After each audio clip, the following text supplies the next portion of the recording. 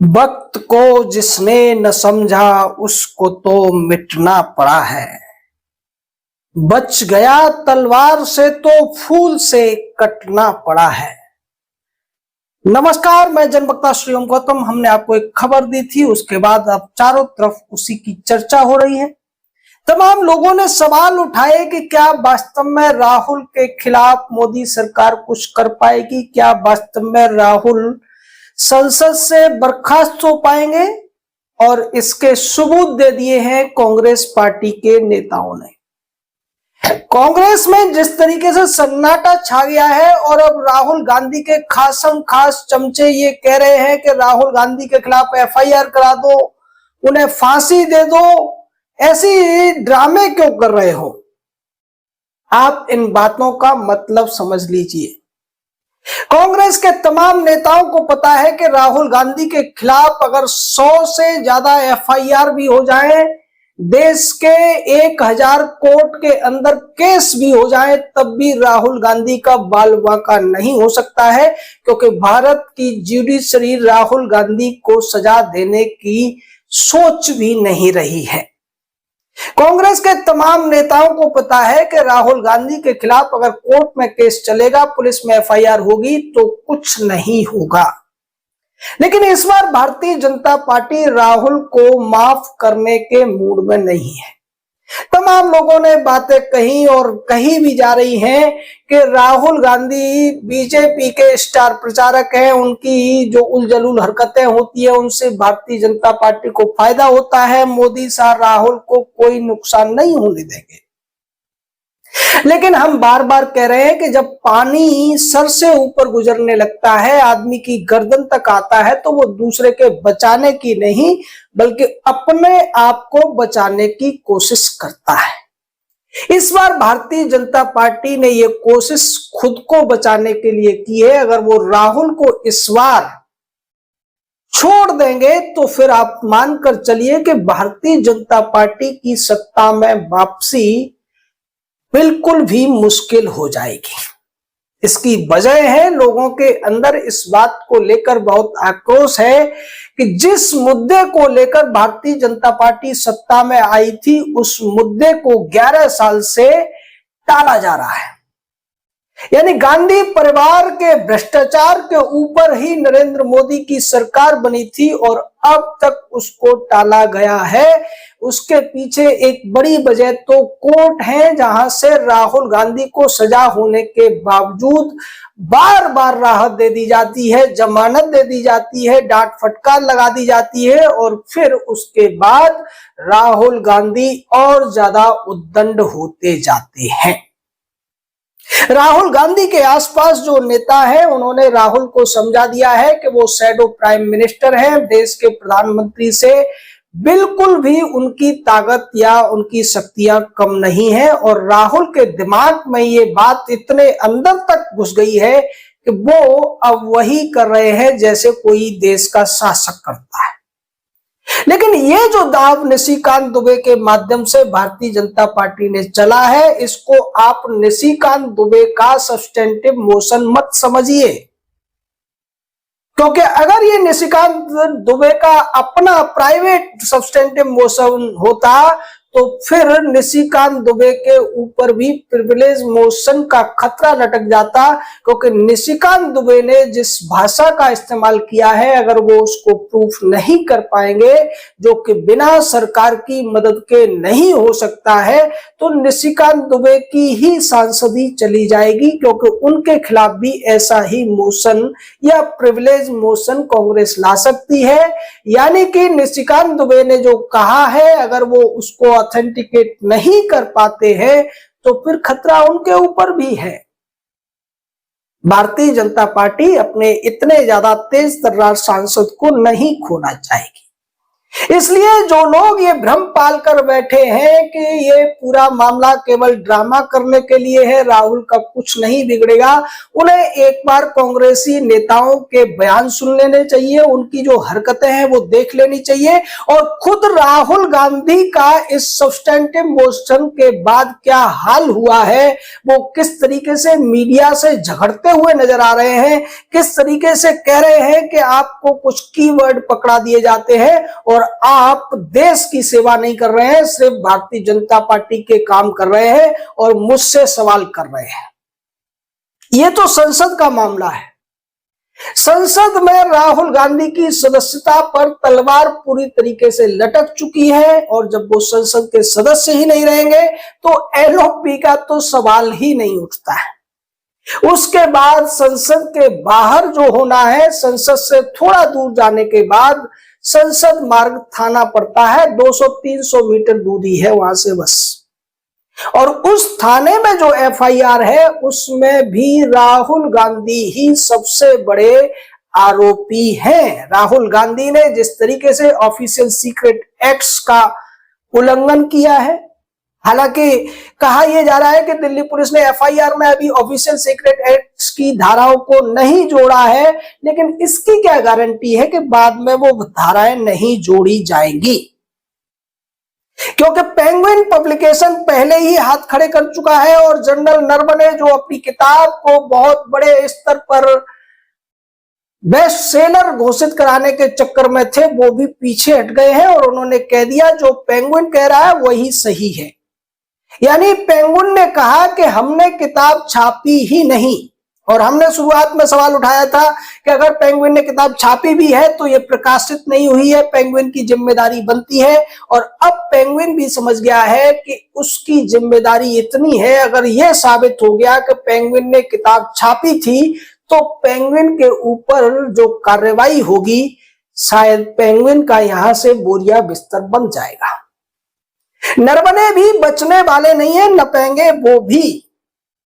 आप भारत की सेना के सेना प्रमुख रहे हैं, इसका मतलब यह नहीं कि आप देश के कानूनों को नहीं मानेंगे या आप कानूनों से ऊपर हो जाएंगे, जैसे कि राहुल गांधी खुद को समझते हैं।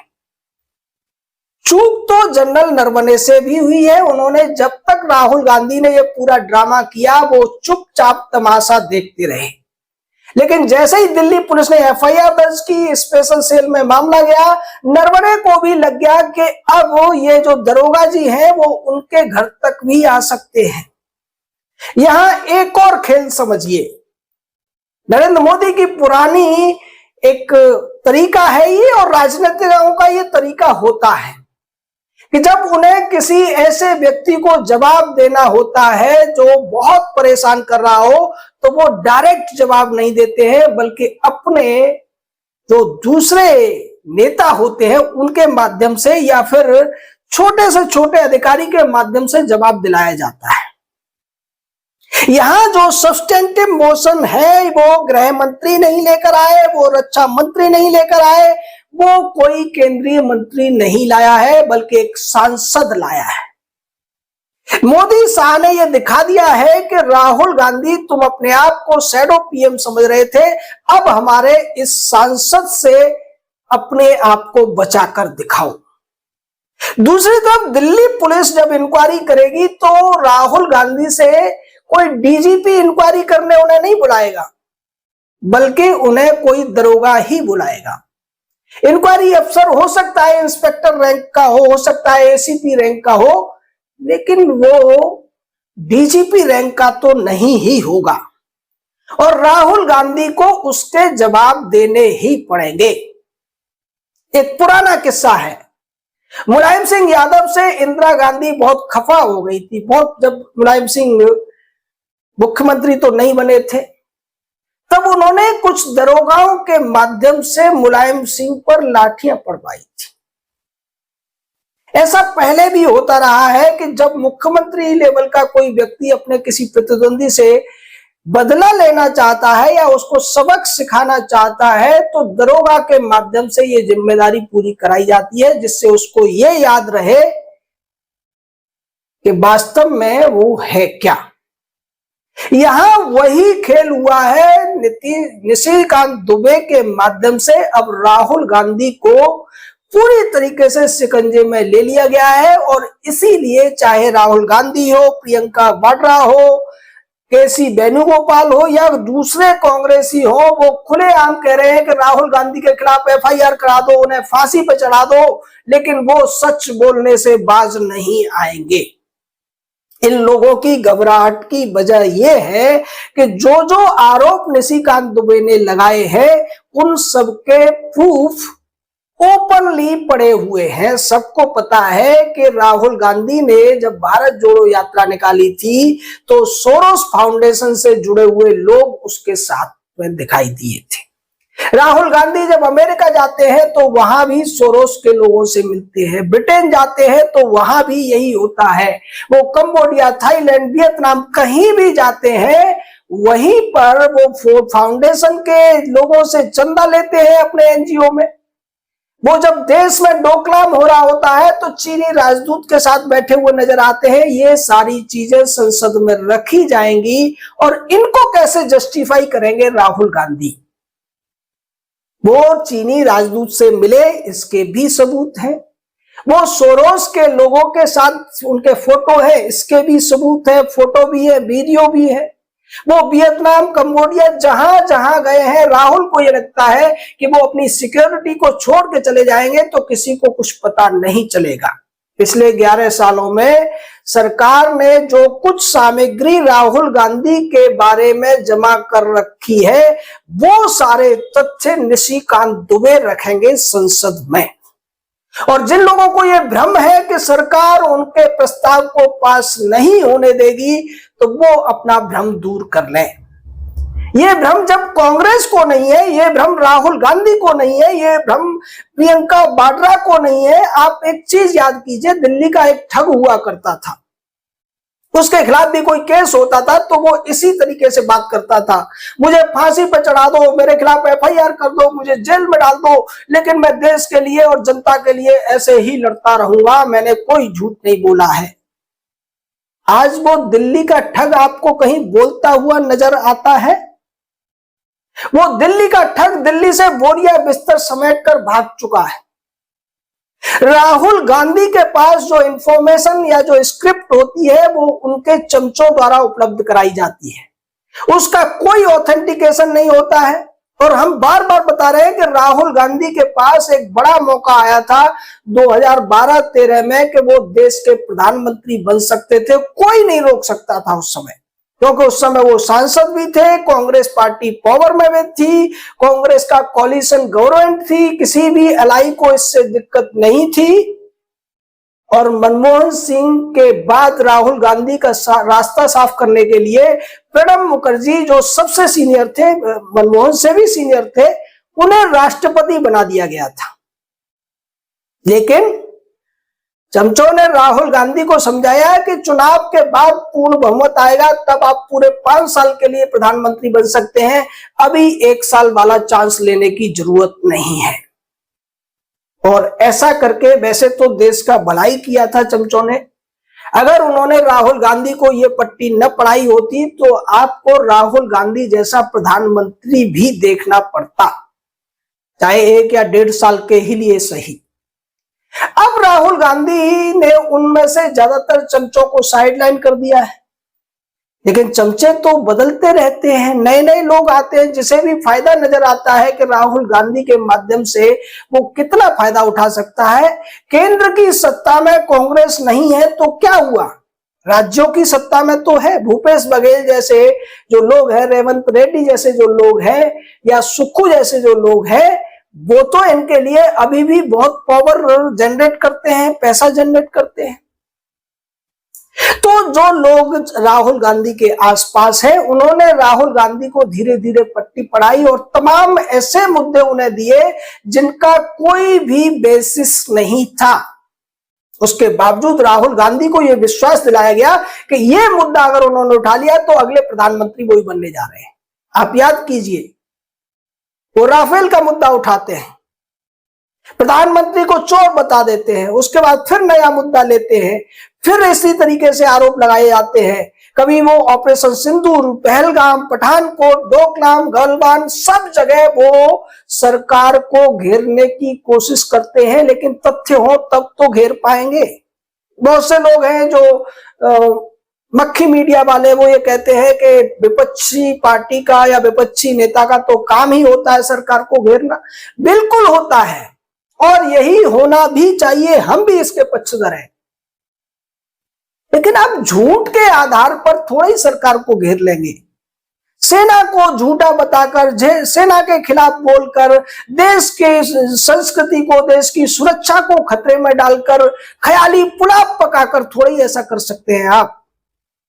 अगर सरकार ने कुछ गलतियां की है, और हर सरकार से गलती होती है, हमें भी पता है कि ये सरकार भी कहीं ना कहीं कुछ गलतियां तो इससे हो रही हैं, उनको क्यों नहीं विपक्षी उठाते हैं? वो उन गलतियों को उठाने की बजाय नकली मुद्दे बनाकर, नकली नैरेटिव बनाकर देश को बदनाम करने की कोशिश करते हैं। यहां भी करते हैं और विदेशों में जाकर भी करते हैं, और अब उसका हिसाब उन्हें संसद में देना पड़ेगा। नो एफआईआर, नो मुकदमेबाजी, नो कोर्ट, नो वकील, सीधा ऑन द स्पॉट फैसला। पिछले वीडियो में हम बता ही चुके हैं कि सब्स्टेंटिव मोशन का मतलब यह है कि यह मूल प्रस्ताव होता है, और यहां यह प्रस्ताव राहुल गांधी को बर्खास्त करने के लिए लाया गया है। इसमें प्रक्रिया इतनी सी है कि यह प्रस्ताव स्वीकार होते ही निशिकांत दुबे अपने सारे तथ्य संसद के सामने रखेंगे, संसद में वोटिंग होगी, उसके बाद एक जांच समिति बनेगी। जांच समिति फिर से उन तथ्यों की जांच करेगी, राहुल से पूछताछ करेगी, राहुल गांधी को पूरा मौका दिया जाएगा अपनी बात रखने का, और हो सकता है कि यहां पर राहुल की हेल्प के लिए एक वकील भी दे दिया जाए। अब आप कहेंगे कि वकील क्यों? इससे पहले भी वीरास्वामी का जो महाभियोग लगा था, तो कपिल सिब्बल वहां पर वकील के तौर पर खड़े हुए थे। तो यहां भी पूरी संभावना है कि वकील तो मिलेगा, लेकिन वो सांसद नहीं होगा, इसकी पूरी संभावना है। उसके बावजूद राहुल गांधी को ही ये प्रूव करना पड़ेगा कि वो सोरोस के लोगों से मिलकर क्या कर रहे थे। वो देश के खिलाफ नहीं था। उन्होंने जो अमेरिका में भाषण दिए, उन्होंने जो नक्सलियों के पक्ष में भाषण दिए, या जो भी देश के खिलाफ भाषण दिए, सेना के खिलाफ भाषण दिए, उन्होंने जिस तरीके से संवैधानिक संस्थाओं को अपमानित और बदनाम करने की कोशिश की, वो राष्ट्र हित में था, राष्ट्र के लिए था। क्या वो ऐसा साबित कर सकते हैं? ये तो कॉमन सेंस की बात है। आप में से ज्यादातर लोग भी ये मान लेंगे कि राहुल गांधी ने जो जो कुछ कहा है, जो जो आरोप लेकर निशिकांत दुबे आए हैं, उनमें से किसी को भी वो खारिज नहीं कर पाएंगे। एक और बात जिसकी वजह से आप ये विश्वास कर सकते हैं कि इस बार राहुल गांधी का इंतजाम पूरा होने वाला है, निशिकांत दुबे ने जिस तरीके की भाषा इस्तेमाल की है, जिस तरीके का आक्रोश उन्होंने दिखाया है, वो ये बताता है कि उनके पीछे सरकार की पूरी ताकत है। अन्यथा राहुल गांधी जैसे स्टेचर के व्यक्ति, जो खुद को शैडो पीएम समझता है, और उसकी पार्टी के लोग भी यही करते हैं, जो व्यक्ति देश के प्रधानमंत्री को संसद में भाषण नहीं देने देता है, उसकी महिला सांसद वहां पर जाकर अवरोध पैदा कर देती है, जो स्पीकर के केबिन में जाकर हल्ला मचाती है, स्पीकर को दबाव में डालने की कोशिश की जाती है।